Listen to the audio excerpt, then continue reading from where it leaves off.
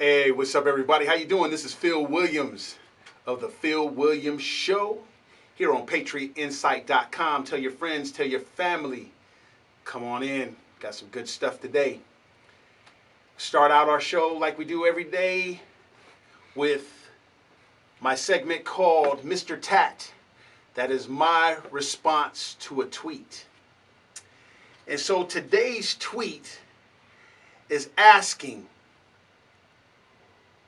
how is this Black Lives Mattering not talking about the black on black crime, but just the police on black crime? Great question. But here's my response to that tweet. It is kind of perplexing to me how, when the massive amount of our black young men are being killed by each other, above 70%, but then you look at the below 5% that's being killed by police officers and say Black Lives Matter.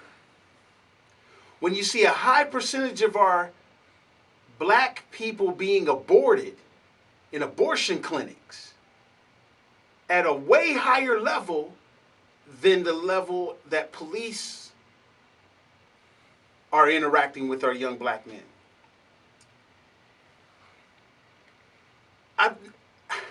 It's very, very difficult to understand, but I think I have something to consider.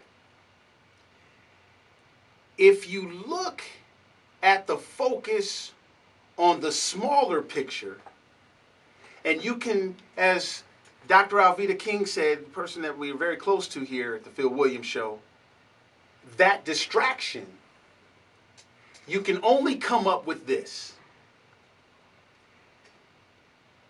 It is far more easier to focus on the smaller number and distract you to look at the smaller number and get your emotions caught up in the smaller number, because the larger number forces you to look at how you failed these young black men.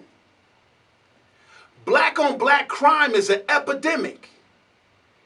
If it's not genocide, it's borderline genocide.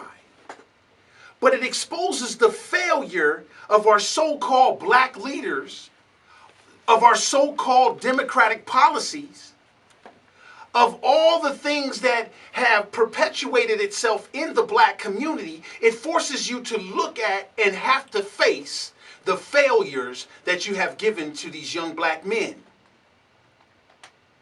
They're killing themselves by the boatloads, but you want us to be distracted and focus on these young black lives that's being killed by a small. They are interacting with the police. You notice they never say innocent black young man killed by the police. They always say unarmed black man. Unarmed black man. Mike Brown, unarmed black man. Unarmed. See, that's a tactic because they can't say innocent. But on the other hand, there are innocent black kids being killed by black people, by black kids. They're armed black guys shooting black guys. And you have to face the failure of the education system in these democratic precincts, the failure of the fathering system in these democratic precincts. You have to face that you do not have a solution, because them killing each other is based on the solution you sold them in an election, and it's failed. And as we know, over the last 7 years, it's difficult for us to face a failure and admit it. It's difficult for us to own up to the fact that our policies are not working. So let's distract everybody and blame and point fingers at the police. So if you cannot get these young black men to understand how to interact with each other, they're not going to interact with the police appropriately. Where is your program for that? You don't have one. So the distraction is Black Lives Matter only from this narrow perspective, not Black Lives Mattering and when black on black crime or these abortion clinics, another failed interaction of the black hierarchy. You focus on what the white police officer is doing to this unarmed black man. So I'm advocating for teaching our young black men to interact with the police appropriately, not be criminally active. So on that case, black lives will matter.